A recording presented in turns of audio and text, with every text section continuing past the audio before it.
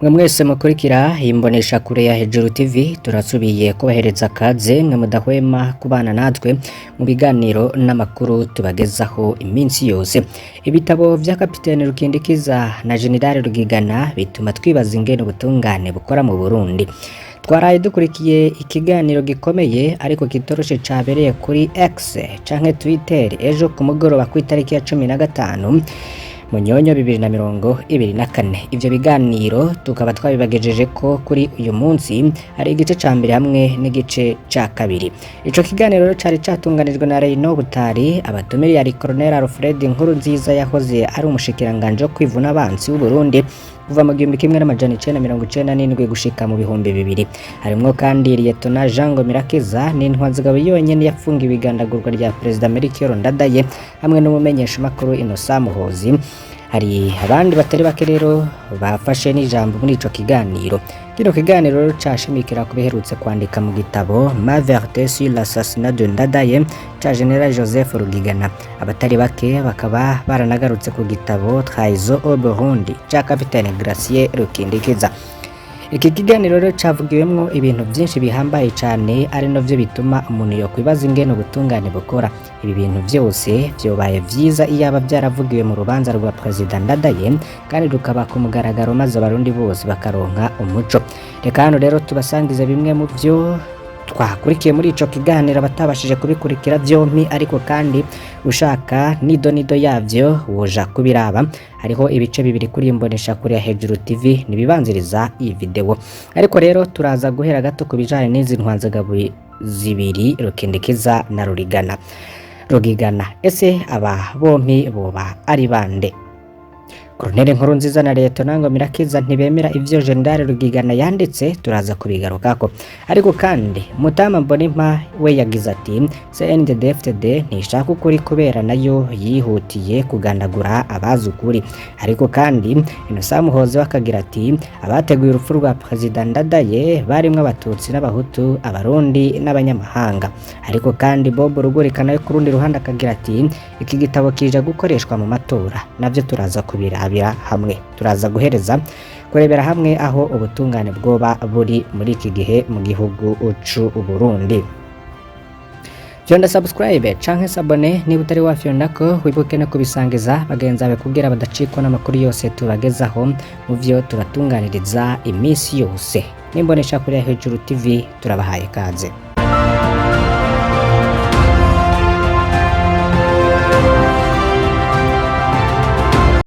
Kadutangurire ku gice ca mbere.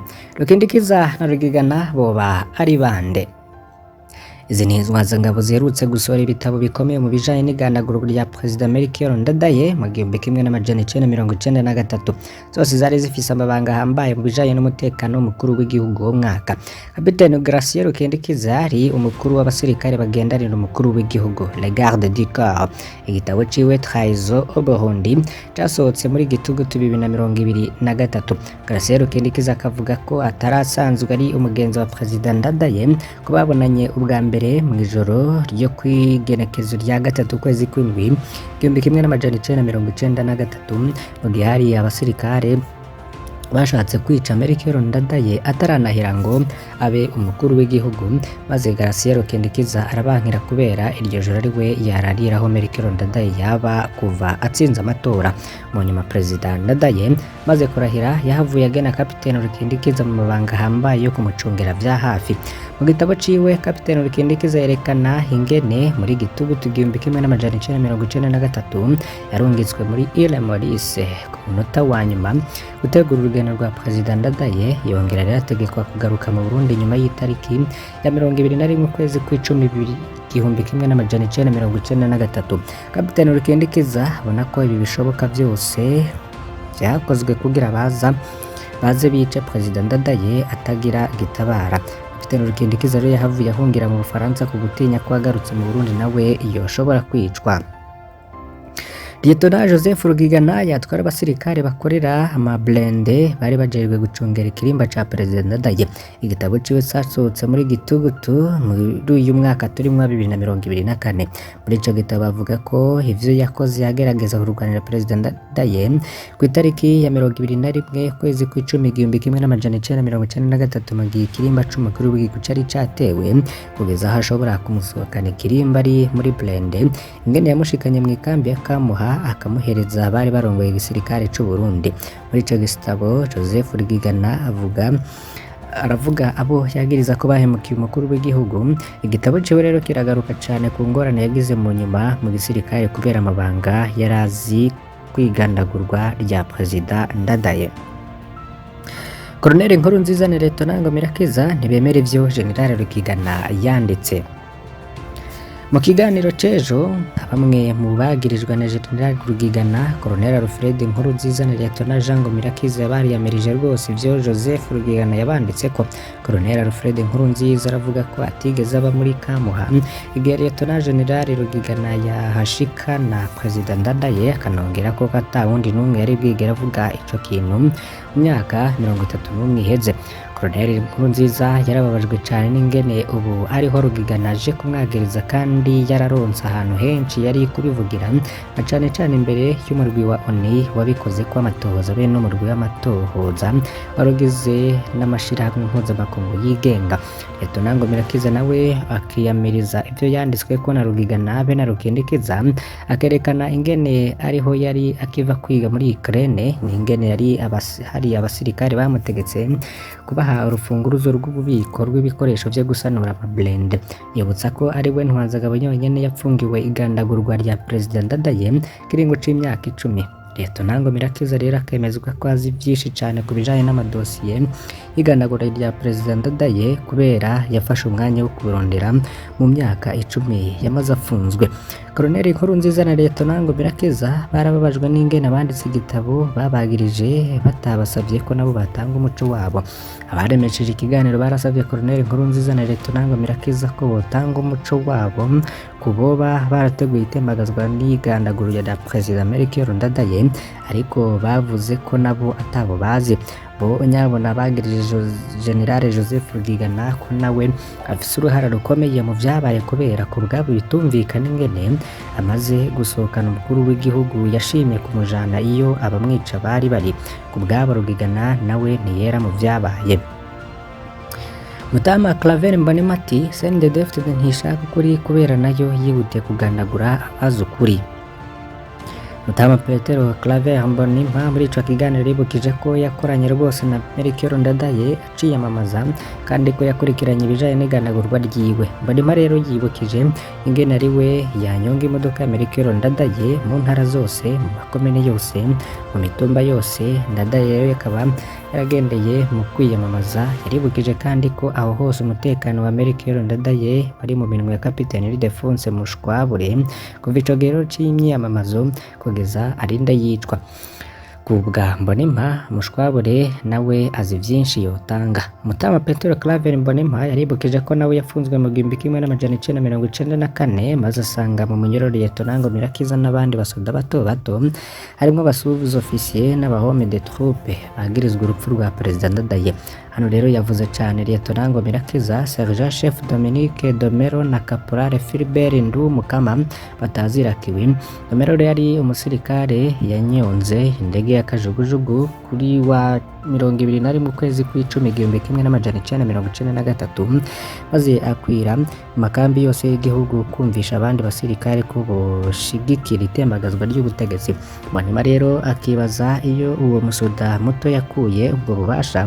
Caporal Philbert Ndumukama nawe yari yiyemereye mu nyuma ko ari we yishe President Ndadaye amucumise imbugita y'inkoho yongera aramuniga. Mutama Mbonimpa yaravuze ingene abo basirikare bahenzwe ngo batoroke mu mpimba. Abavyemeye nka Dominique Domero baciye baraswa ku ruzitiro rw'ibohero. Ivyo vyakozwe kugira ngo ntibaze bamena ibanga ryo wabatumye. Ivyo bakoze rero kuwa 21 kwezi kw'icumi 1993 catangaje Mutama Mbonimpa Claver ninga n'intwari ya CNDD-FDD nayo yabandanije kwica abafise ico bazi ku rupfu rwa Perezida Ndadaye. Kana Mutama Mbonimpa rero yavuze ko umuntu wa mbere azi byinshi ari Colonel Jean Bikomagu atwara ibiro bikuru vy'igisirikare. Mbonimpa rero ntiyumva impamvu intwari ya CNDD-FDD yamwishe muri Myandagaro 2015 akagenda atavuze ibyazi. Ubundi yishwe n'ubutegetsi bwa CNDD-FDD ni Caporal Philibert Ndumukama batazirakiwe yagandaguwe Imatana muri Myandagaro 2016. Kiberere ikaba yarafashwe na komiseri Moise Arakaza bataziranyeganyega yararongoye igipolisi muri komine Matana ataja kumwicira ku musozi witwa Sanzu. Mutama Mbonimpa abona ko CNDD-FDD idakeneye ukuri n'ubutungane nyabyo. Hari n'abandi rero bamwunganiye ko na General Cyril Ndayirukiye yahora avuga ko azi byinshi yari yitegurira kuzotanga umuco ku rupfu rwa Perezida Ndadaye, none nawe yagiye atavuze. Innocent Muhozi we ku rundi ruhande yagize ati abateguye urupfu rwa Perezida Ndadaye barimwe Abatutsi n'Abahutu, Abarundi n'Abanyamahanga. Umumenyesha makuru Innocent Muhozi we yerekanye ingene abateguye itembagazwa n'igandagurwa rya Perezida Melchior Ndadaye bava mu mirwi myinshi. Muhozi yavuze ko mu nama nshikiranganji ya nyuma yo kuwa 20 kwezi kw'icumi 1993 Perezida Ndadaye yakariye rwose kandi yishuranye n'umwe mu bashikiranganje biwe mu cyo muri Frodebu yava i Bururi. Muhozi aremeza ko Burundi bwari bwaramunzwe n'amacakubiri y'intara ku buryo bamwe mu basirikare bava i Bururi boba bavuga ko haramutse hatwara umutu nawe nyene yoba ava i Bururi. Muhozi rero asa n'uwerekana ko hariho abafrodebu boba bari kumwe n'uwabatembagaje Perezida Ndadaye. Muhozi rero yaranse kuvuga ko uwo mushikiranganzi yanse kumuvuga. Innocent Muhozi yarerekanye kandi ko hariho n'ibihugu vyari bifise inyungu mu itembagazwa ry'ubutegetsi bwa Perezida Ndadaye. Ico gihe havugwa Juvenal Habyarimana n'Ubufaransa bwari burongowe na François Mitterrand. Innocent Muhozi rero akaba yarerekanye ingene igihe Perezida Ndadaye yicwa amakuru y'iperereza y'u Rwanda ico gihe yitwa Aloyize aherutse gufatwa mu Bufaransa be n'Umufaransa Capitaine Paul Barriere bari mu Burundi mw'ihoteli hafi y'ikirimba ca Perezida Ndadaye. Muhozi rero akavuga ko amasezerano yarusha hagati ya FPR na leta ya Juvenal Habyarimana tegeka gukura ikambi y'Abafaransa mu Rwanda. Perezida Mitterrand rero yoba yarasabye Perezida Ndadaye ko iyo kambi bayimurira mu Cibitoke mu Burundi. Perezida Ndadaye aravyanka. Kubw'ivyo rero Rwanda n'Ubufaransa vyari vyashavuye Perezida Ndadaye. Ubundi yashimangiye ico ciyumviro ni Bob Rugurika arongoye RPA. Bob akaba yaribukije raporo ku rupfu rwa Perezida Ndadaye yakozwe na Alison Desforges yakorera Human Rights Watch. Bob akaba yibukije ko Alison Desforges yari afise amakuru yo mu nzego z'iperereza za Amerika, nawe nyene yoba yavuze ko hariho n'ibindi bihugu vyagize uruhara muri urwo rupfu.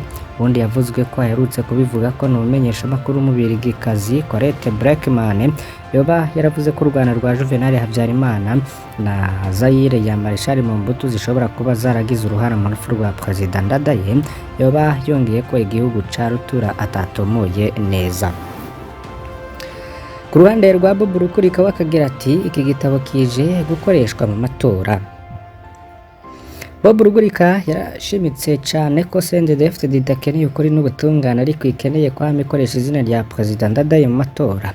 Bob Rugurika igitabo ca General Joseph Rugigana kiri mu vyo yoba yaratumwe n'ubutegetsi bwa CNDD-FDD kugira izo mpari kivyura zikoresha amatora yimirije. Bwa Bob Rugurika igihe cose himirije amatora CNDD-FDD ica isubira kuvuga cane Perezida Ndadaye kugira ikaburiye impuhwe z'Abahutu yongere yibagize ko vyayinaniye gutwara. Hari abandi rero bagarutse kuri kino ciyumviro bakibaza ingene General Rugigana yahunze ubutegetsi bwa CNDD-FDD bugira bumwica mu gihe c'igandagurwa rya General Thanaze Kararuza, ariko bwa butegetsi nyene akabwandikira. Perezida Nkurunziza yakamuye ico bita retraite anticipée, mu gihe rero abandi basirikare bo baca birukanwa mu gisirikare. Abandi rero bakaba bavuze ko badadahura ingene no mu Bubiligi General Rugigana yaciye ashira igitabo c'ubuserukizi bw'u Burundi mu Bubiligi imbere, bikaba rero mbere kikaba igitabo kiriko kirashimagizwa n'abategetsi ba CNDD-FDD. ubundi yavuze umwanya utari muto ni Professeur Libera Ntibashira kandi yibukije ibintu vyanditswe mu bitabo n'amaraporo yose yanditse ku rupfu rwa Perezida Ndadaye. Yaratanze rero n'ubumenyi bwofasha abakeneye ukuri, yongera ariyamiriza ivyo abona nk'inyandiko zishobora kuduza amacakubiri y'intara. Haribazwa aho ubutungane bw'u Burundi bwoba buri. Ikiganiro c'ejo cerekanye ingene abarundi banyotewe ukuri kuri kahise kabo. Urubanza rw'abagandaguye Perezida Ndadaye rwarabayeho bwa mbere mu ntwaro ya Perezida Buyoya. Ico gihe rero hahanywe abasoda bato cane. Abantu benshi rero hagumyeho ko abateguye itembagazwa n'igandaguro rya Perezida Melchior Ndadaye bagumye ari intakorwako. Mu kiringo rero ca gatatu ca Nkurunziza, urubanza rw'abishe Perezida Ndadaye rwarasubiriye kuba. Abarundi rero ntibashoboye no gukurikirana ivyavugiwe muri urwo rubanza. Nta n'ikintu gishasha vy'ukuri cavuzweyo. Usomye uko rwanditse rutoye isoni. Ntabwo ari urubanza. Kiboneka nuko ubutegetsi bari bukeneye guhana Perezida Buyoya kugira ave mu mabanga y'ubumwe bwa Afurika mu gihe yariko haragwanya ikiringo ca gatatu ca Nkurunziza. Niyo mpamvu abarundi rero babandanya gusaba kuri kwigandagurwa rya Perezida Melchior Ndadaye. Mu kiganiro cegeranye n'ico urubanza rwa Perezida Ndadaye, muri Burkina Faso harabaye urubanza rw'abishe Perezida Thomas Sankara. Muri ico gihugu abanyagihugu bose barakurikiye mu maradiyo urubanza rw'ikiringo c'amezi 6, aho ofisi cazi wese yabajijwe. Abasoda batoya, abasoda bakuru, abanyapolitiki n'abamenyeshamakuru, nta n'umuntu n'umwe yifuza gutanga umuco atahawe ijambo ku rubanza rwa Perezida Thomas Sankara. Mu Burundi rero ubutungane bukora mu gifungo gusa. Ntivyumvikana n'ingene nk'aba abasirikare bari bajejwe n'umutekano wa Perezida Melchior Ndadaye batigeze bahamagarwa mu butungane kuvuga ivyo bazi. Ibi dusoma mu bitabo vya Graciela Kendikiza na Joseph Rwigana byari kuba byaravuzwe mu butungane. Ibi twumva rero abagirizwa nabo biregura byari kuba byaravuzwe. Abarundi rero bari guhabwa ukuri kose maze nabo bakagira icyumviro cabo. Igihe cose rero ngo tuzogira ubutungane bukoreshwa nk'inyundo ku badakundwa n'ubutegetsi, ngo Burundi ntaho buzogira kandi ibikomere vya kahise ntibizohera.